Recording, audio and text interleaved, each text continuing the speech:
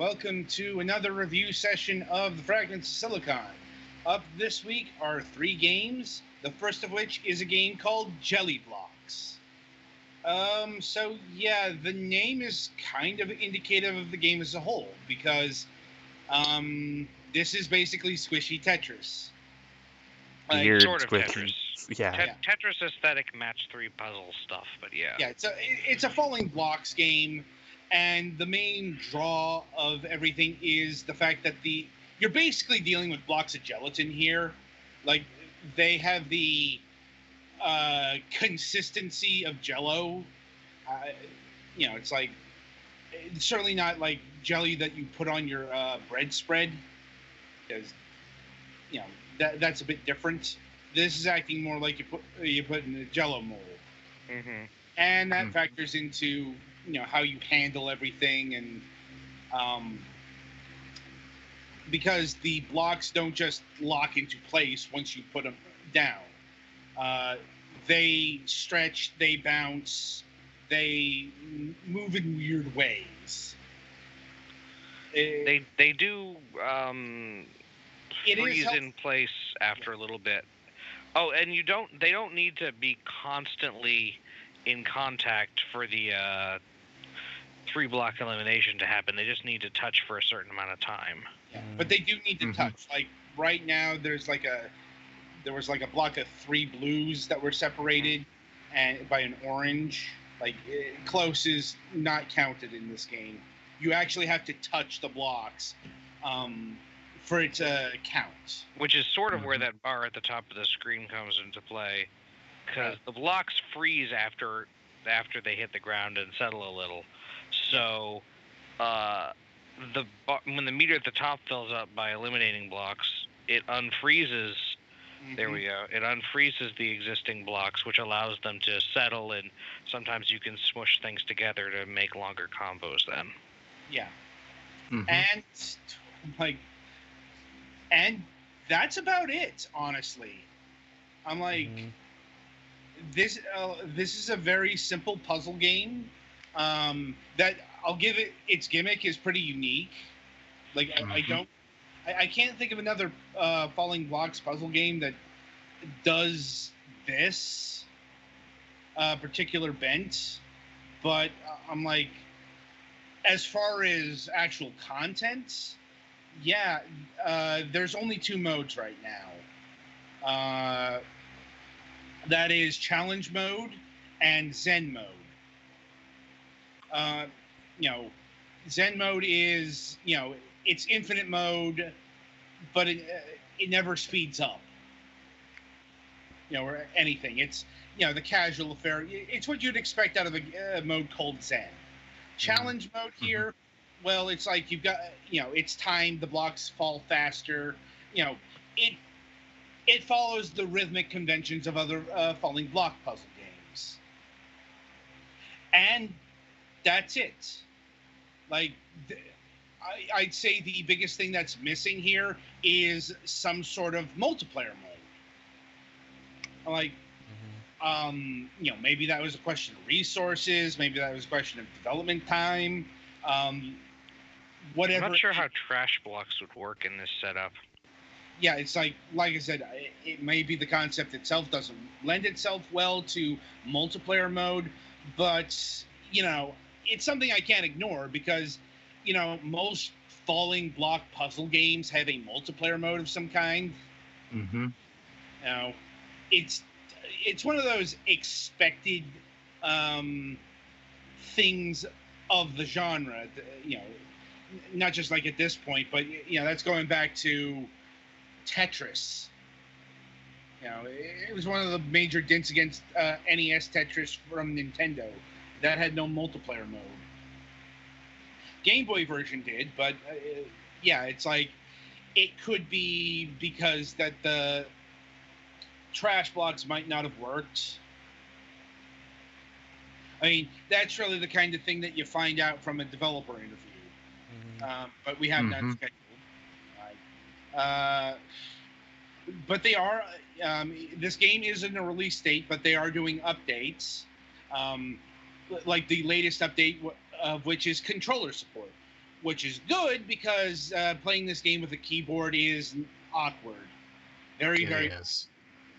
Like, you move with WADs and you rotate with the arrow keys. I'm like, something to note for PS4 controller owners that it doesn't work quite right. Yeah. Like, I don't know if it's my profile I'm using. I didn't have a whole bunch of time to mess around with it, but out of the box, it doesn't want to work right. Yeah. I'm like, not sure what that's about. That may be a thing that's fixed in the future. Especially if the dev listens to the review here. Like, sometimes they do, sometimes they don't. Like, but yeah, it's like PlayStation 4 implementation is lacking. Xbox controller support seems to be good, which is less of a surprise because Xbox controllers, they're kind of the de facto default of PCs these days. Yeah, almost like Windows supports it, natively now. Yeah. The music is there, like, not bad, but it's only one track, so yeah, I muted that pretty quickly. Like, the graphics are, once again, they get the point across. Pretty minimalist, but I'm not sure exactly what you could do with the whole setup. Like, this is just a really simple game with really simple music and graphics. Like, nothing wrong with that. It's just, if you're expecting, something on the line of, let's say, Puyo Puyo Tetris, a modern example, or even last week's Treasure Stack, that's not this game. Mm-hmm. Like, and with all that in mind, we should get to the biggest determining factor here: the price. Kind of hinted about this last week in relation to Treasure Stack, but this game comes in at a very nice price point. It clocks in at $3. I'm like, and is it worth $3? I'd say if you can deal with the premise, yes. I mean, there's not a lot of content here, but once again, this is a game that's clocking in at pocket change. If you don't want to deal with the wacky concept and the sometimes frustrating ways the actual jelly blocks move, I'll be honest, this game kind of works better as a concept than an implementation. But yeah, this almost feels like somebody's student game. It's possible that it might have originated there, but this is definitely a commercial product. Yeah. Like, at least conceptually a student game, I should say. Yeah, it's like, this is probably from a 1 or 2 man development team. Like, I just don't see, like, a bunch of people developing this, if only because it's just kind of too small of a project for that. Mm-hmm. I mean, but then again, size, the team size doesn't really matter here.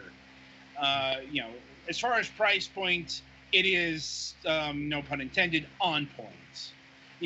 The game as a whole, though, I couldn't really recommend, just because I really didn't like how the jelly blocks actually operated. Yeah. What about the rest of you?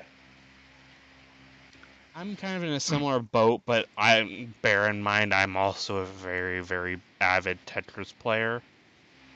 Yeah, I'm actually a fairly good Tetris player. It's just, I like how Tetris operates. I'm of a similar mindset. Also, I'm a decent Tetris player. It's just, the physics kind of gets in the way at times. Yeah. Like, for people who are watching this stream right now, there are like 3 greens who look like they should be touching, but for some reason they're not. Yeah. Mm-hmm. Like, and honestly, this is the kind of game you're going to play for, like, 30 minutes at most. There's just not a lot here, and much like last week's puzzle game, it doesn't have the gameplay chops to enrapture you for hours like a Bejeweled or a Tetris. Yeah, and there's a little bit too much going on control-wise to say, oh, just get a mobile version. Yeah, it's like I don't think this game would work with mobile well at all. Yeah. Like, I mean, if it appeared on the Nintendo Switch, maybe. Yeah, but I doubt it would keep its $3 price point on the Switch. It's possible. Couldn't say. Like, but yeah. All right. Anything else we want to say about Jelly Blancs here? I didn't actually have the time to play it, but it's also because I know it's cheap, but I didn't feel like putting out money because I wasn't going to have much time. But I think for me personally, the physics looks frustrating for a puzzle game. So if you don't like other jiggly physics games, like all those weird, like, I don't know. I can't remember, like Mount Your Friends or whatever. If you don't like that kind of wiggly physics puzzles, then you probably won't like this that much. But I don't know. It does look pretty harmless. So if you think you might like it, there's no harm in picking it up to try. Right. All right. So that'll about do it for Jelly Blocks. Be sure to tune in after the break, as Petty Fan here is going to review the Citadel 1986.